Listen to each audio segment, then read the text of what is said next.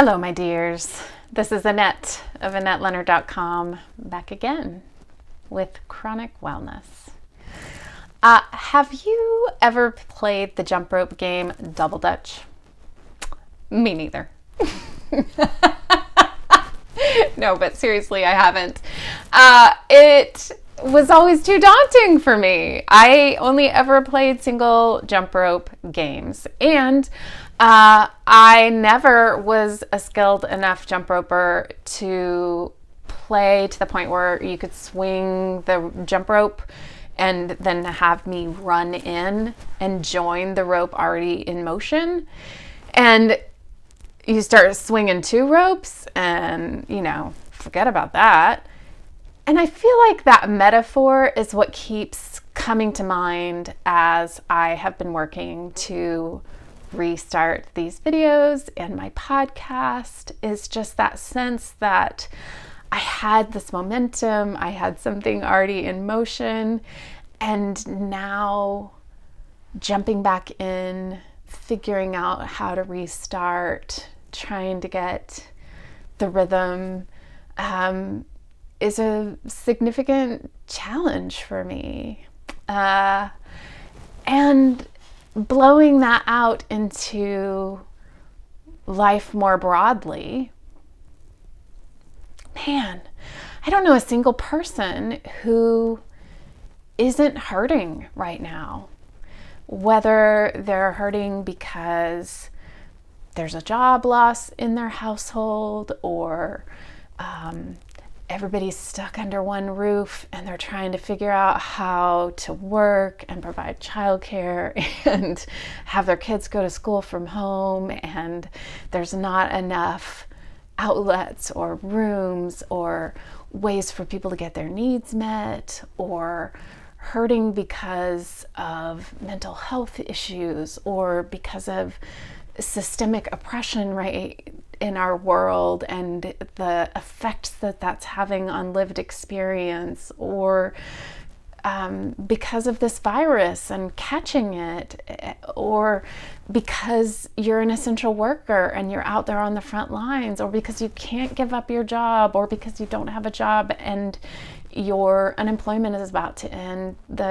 We are all hurting, and it is easy in times of duress to abandon the things that best serve us, that best serve me. And whether that's my tendency to self-isolate, and I just had a friend gently ask me about this, say, hey, Annette, I haven't heard from you. Is that because you're not feeling okay? Or is that because you're backing away from the world? And when I said, yeah, I haven't been doing well, and so I tend to not reach out. And she was like, how's that working for you? And I was like, pretty shitty, actually.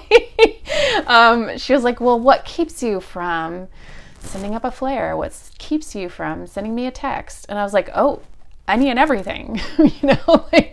I'm afraid you won't respond. I'm afraid you will respond. I'm afraid you'll respond, but not in the way that works for me. And she was like, well, wait, let's play each of those out. And I was like, I mean, we can, but they're nonsensical. They're just the thought of the moment that stops me. And,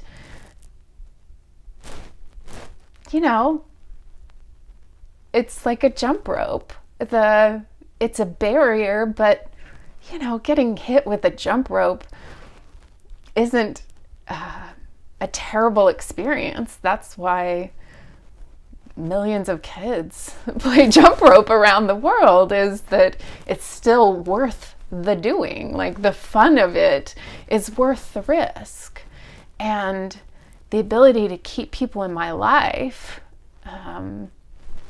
is worth the outreach, but I still stop myself. Or knowing that I feel best when I'm not eating lots of wheat and dairy and sugar.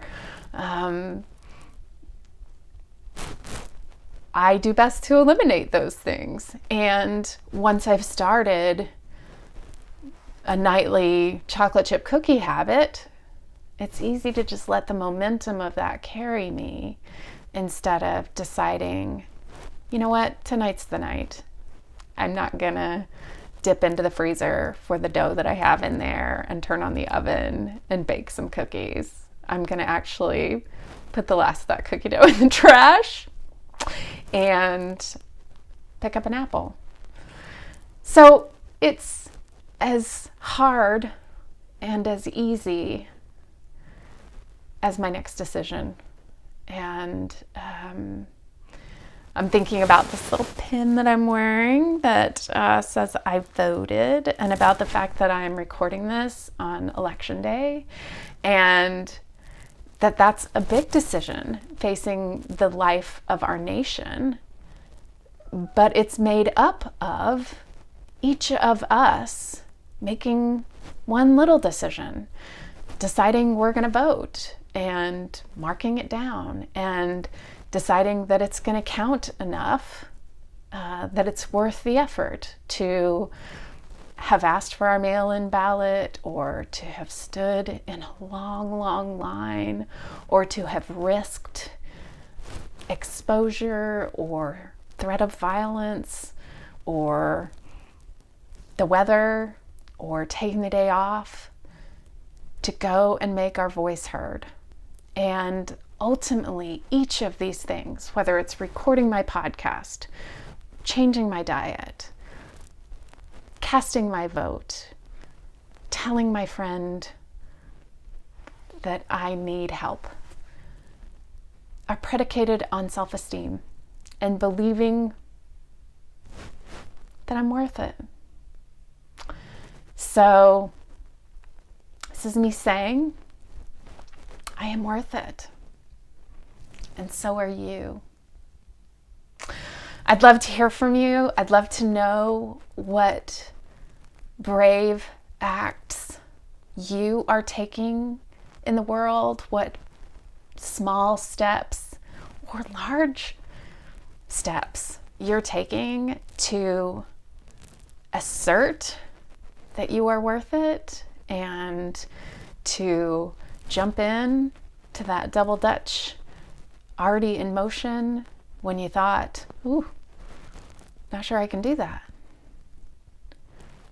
Sound off, because these are the ways that we support each other, and this is the road to wellness. Thank you for being here. I'm so grateful for you and this time together, and I'll see you again next week. Thank you, and until we're together again, be well.